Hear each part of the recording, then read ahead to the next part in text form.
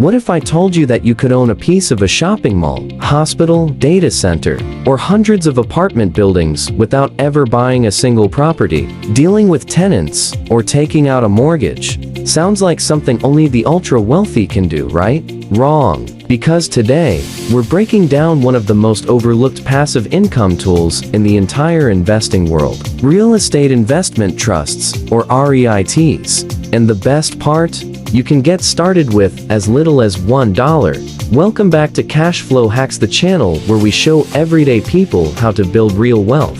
If you're new here, hit that subscribe button right now. Let's get into it. Number 1, what exactly is a REIT? A REIT is basically a company that owns income-producing real estate, things like apartment complexes, hospitals, warehouses, hotels, cell towers, and even data centers. Instead of buying those properties yourself, you buy shares of the REIT, just like you'd buy a stock. The company collects rent from its tenants, and then it pays that money out to you as dividends. Here's the thing that makes REITs legally different from a regular stock. By law, REITs are required to pay out at least 90% of their taxable income to shareholders every single year. That's not optional. That's the rule, which means the moment you own a REIT, you're getting a massive chunk of that rental income deposited directly into your account, regularly. According to NAREIT, as of late 2025, equity REITs are offering average dividend yields of around 4%, while mortgage REITs are paying out over 12%. Compare that to the S&P 500's average yield of under 2%, and you start to see why serious income investors pay attention to this. Number 2. How have REITs actually performed? Let's talk numbers, because this is where it gets interesting. According to Motley Fool research, using data going back decades, REITs have outperformed the S&P 500 over 25-year and 50-year time horizons. And here's the reason: dividends. According to NAREIT, roughly half of all listed REIT total returns over the long term have come from dividends alone. For the S&P 500, that number is less than a quarter. What that means is that REITs are generating real cash for you even when the market isn't moving. Now, are there down years? Absolutely. In 2022, rising interest rates crushed the REIT sector. But zoom out, REIT analysts surveyed at the start of 2025 projected an average total return of around 9.5% for the year, which aligns with their long-term historical average of roughly 10% annually. And according to Cohen and Steers data,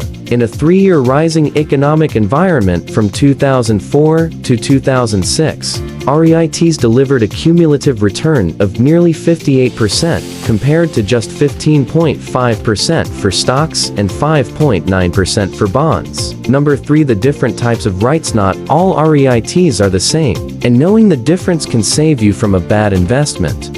First, you've got equity REITs. These are the most common. They own and operate physical properties, apartments, shopping centers, hospitals, warehouses, you name it. They make money from rent. Second, there are mortgage REITs, sometimes called REITs. These don't own buildings, they invest in real estate loans and mortgage-backed securities. They tend to have higher dividend yields, but also higher risk, especially when interest rates swing. Third, there are hybrid REITs, which combine both strategies. Now within equity REITs, the sector that has historically performed the best. According to NAREIT data, self-storage REITs have delivered some of the highest long-term returns of any subsector, and they're considered defensive, meaning they hold up well even during recessions. In 2024, data center REITs returned over 25%, and healthcare REITs returned over 24%. These aren't random picks. These are sectors tied to massive long-term trends: aging population, cloud computing, and digital infrastructure. Number 4. How do you actually invest? This is the easy part. Publicly traded REITs are listed on major stock exchanges. You can buy them in your regular brokerage account the same way you'd buy Apple or Tesla stock. No special accounts, no minimums, no paperwork. If you don't want to pick individual REITs, you can invest in REIT ETFs, exchange-traded funds that hold a basket of REITs. The Vanguard Real Estate ETF, ticker VINC, has a minimum investment of just $1 and an expense ratio of only 0.13%. The Schwab US REIT ETF, ticker SCHH, has zero minimum investment and charges just 0.07% in fees. These are legitimate, low-cost ways to own hundreds of properties with the tap of a button.